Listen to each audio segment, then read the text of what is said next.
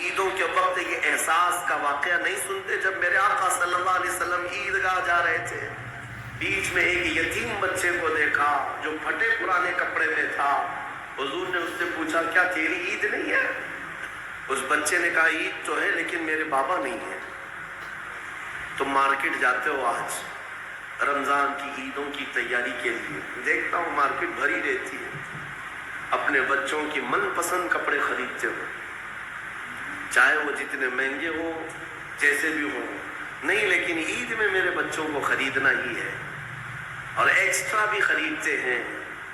लेकिन तुम्हें पता है कई घर ऐसे हैं जिनके बच्चे अपने माँ बाप से बोल भी नहीं सकते कि इस महीने हमें कपड़े लाए, नहीं ला सकते।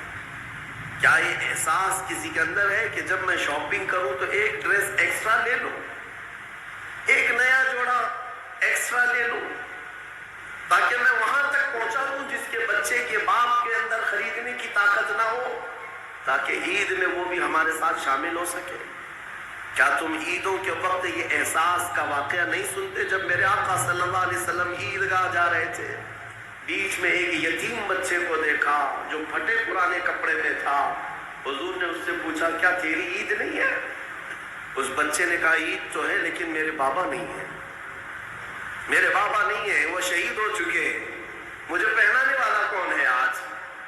वो कायनात के आका व मौला जो अनीसे बेकसा है, चारा साजे दर्दमंदा है, उस यतीम को उठाकर अपने घर लाए और अपने हाथों से नहलाया, हसनैन करीमैन के कपड़े पहनाए, ईदगाह जाने के वक्त वापस आ करके, और फिर उस बच्चे को अपने कंधों पर सवार करके ईदगाह ले जाने लगे।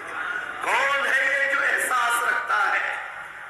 हसन और हुसैन उंगली पकड़ करके चल रहे हैं और यतीम बच्चा कंधे पर सवार है, मुस्तफा करीम के कंधे पर सवार है। बल्कि उस दिन देखने वाले सहाबा अश अश करते रह गए, और कई बच्चे तो ये तमन्ना करते रह गए, काश हमारे भी बाप मरे होते तो मेरे आका कंधे पर उठाए होते, यतीम होते हम। मेरे अजीजों, यतीमों का हकीकी इस दुनिया में कोई चारा साजे दर्दमंदा है, बेकसों का अनीस कोई है तो मेरे मुस्तफा की साथ, और उन्होंने पूरा निजाम तुम्हें दिया है। ये सिर्फ सुनाने के लिए नहीं, ये कोई कहानियां नहीं है जो तुम्हें सुनाई जाती हैं, तुम्हारे अमल के लिए है कि अपनी जिंदगी में तुम्हारे पास जो चीज भी आए उसका एक हिस्सा उन लोगों के लिए खास कर दो, क्योंकि कुरान में है, वो फी अम्वालिहिम हक़्क़ुन लिस्साइल वल महरूम। गरीब लोग क़यामत के दिन मुकद्दमा करेंगे, मौला हमको तूने क्यों नहीं दिया माल, हमको माल नहीं दिया, हमारे पास उतने असबाब नहीं थे।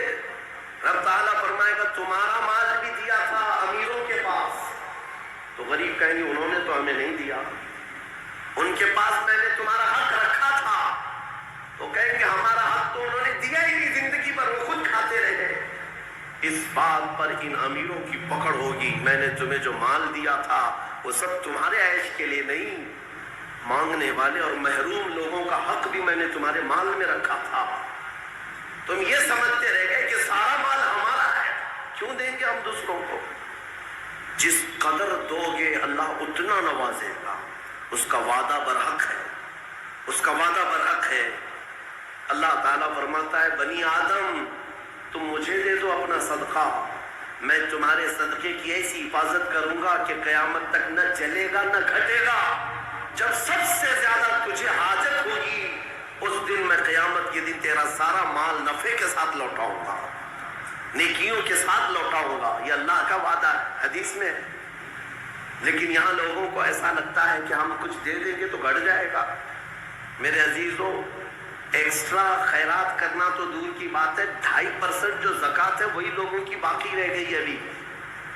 2.5% ये नहीं निकाल पाते, दूसरा क्या खैरात करेंगे? अल्लाह ने 97.5% 97.5 आपके पास छोड़ दिया है कि ये सब माल तुम्हारा है। 2.5 खाली दे दो अल्लाह की राह में, उस पर भी लोग सांप की तरह बैठे हुए हैं। कितनों की तो ज़कात नहीं निकलती, हीले बहाने, हीले बहाने। क्या हमारे माल में क्या इस पर भी ज़कात होगी, उस पर भी ज़कात होगी? 2.5% के लिए कितने बहाने आते हैं। लोग اس قدر پوچھتے رہتے ہیں. تم جب رات کے وقت عیاشی کرنے کے لیے جاتے ہو تو کسی سے سوال نہیں کرتے کہ یہ مال اتنا دوں یا نہیں دوں, اتنے کی ہوٹل بازی کروں یا نہیں کروں, کسی سے نہیں پوچھتے. اپنے من پسند چیزیں خریدنے کے لیے مارکیٹ میں جائیں تو کسی سے نہیں پوچھتے, لیکن اس کے لیے کئی مسائل پوچھے جاتے ہیں. کیا اس پہ بھی زکات ہے؟ اس پہ بھی ہے. سونا ہے, چاندی ہے, مال تجارت ہے, دکانوں میں جو تمہارے مال رکھا ہوا ہے اس پر زکات ہے, ہر سال زکات ہے. تم نے اپنی دکان میں 10 لاکھ کا مال رکھا ہے تو اس پر زکات ہے. 1 لاکھ کا مال رکھا ہے اس پہ زکات ہے. اور تمہارے گھر میں سونا اور چاندی جو جمع ہے اس پر زکات ہے. مسلسل میرے پاس سوال آتے ہیں کہ سونا بھی ہے ہمارے پاس, چاندی بھی ہے, لیکن پیسہ نہیں ہے, زکات کیسے دیں گے؟ میاں کیوں رکھو پھر سونا چاندی, اس کو کاٹ کے دو زکات.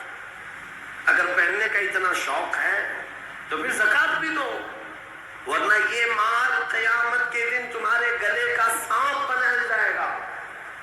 اور قبر میں ایک سانپ اس پر مسلط کیا جاتا ہے جو زکات دبا کر کے رکھتا تھا, وہ اس کی ناک کی ہڈی کو قیامت تک چوستا رہے گا وہ سانپ, اور وہ ہٹانے کی کوشش کرے گا میت کہ ہٹ جا. تو سانپ اس سے کہے گا کہ کیوں تو مجھے ہٹاتا ہے, میں تیرا وہی پسندیدہ مال ہوں جس کو تو دبا کے رکھتا تھا.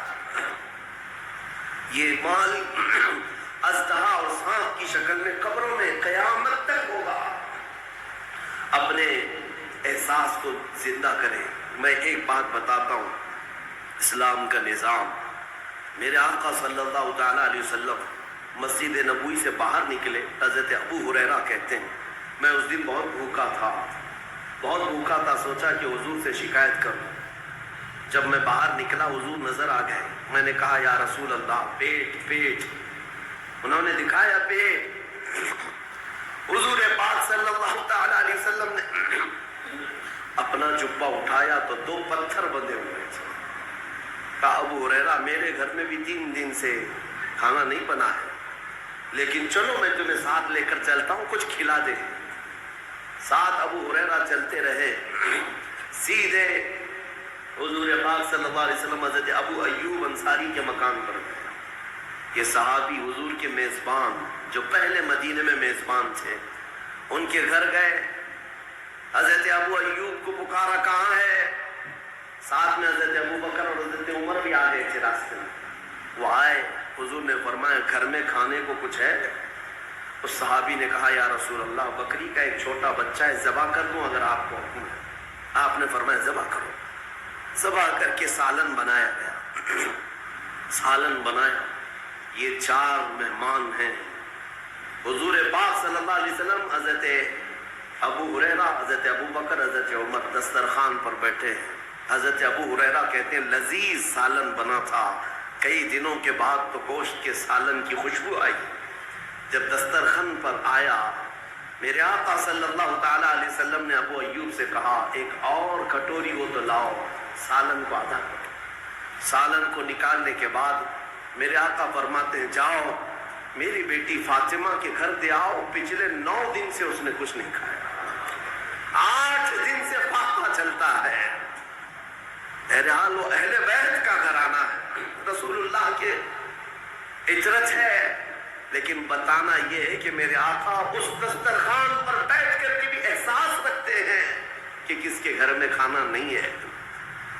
ہمارے گھروں کے اندر آج جس طرح سے مرغن غذائیں کھائی جا رہی ہیں, کیا کبھی احساس کیا کہ کوئی اور بھوکا ہوگا؟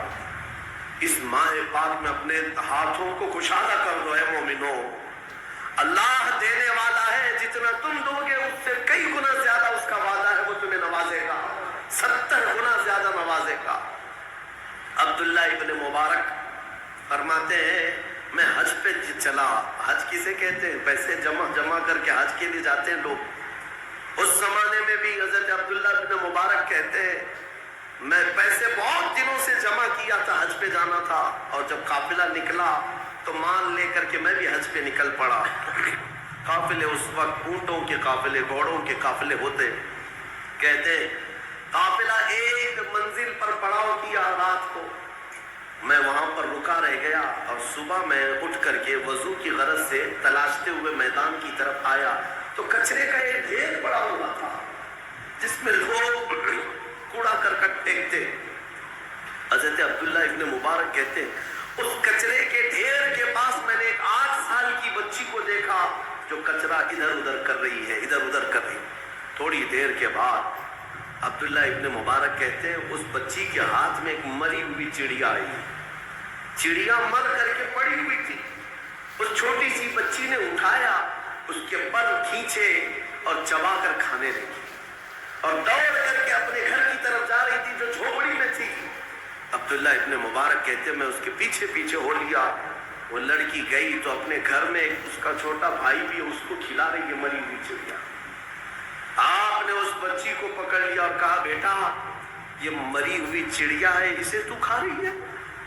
وہ بچی رونے لگی, بابا کیا اسلام 4 دن کی بھوک کے بعد بھی مری ہوئی چڑیا کھانے کی اجازت نہیں دیتا؟ ہمارے گھر میں اس کے علاوہ ہے کیا جو ہم کھا کر کے اپنے حلق کو تر کریں؟ 4 دن کے فاقے کے بعد بھی ہم مری ہوئی چڑیا نہیں کھا سکتے. عبداللہ ابن مبارک کی آنکھیں بھیگ گئی. آپ نے اپنے حج کے سفر کا جتنا مال تھا, جو پیسے تھے, سب ایک چادر میں جمع کیا اور سب اٹھا کر کے اس بچی کو دے دیا. کہا بیٹا اس سے تو اپنی زندگی گزار, آئندہ مری ہوئی چڑیا کبھی نہ کھانا. پورا مال دے دیا. اب حج پہ جانے کے لیے پیسے بھی نہیں ہیں. قافلہ چل پڑا لیکن عبداللہ ابن مبارک بیچ راستے سے اپنے گھر چلے آئے.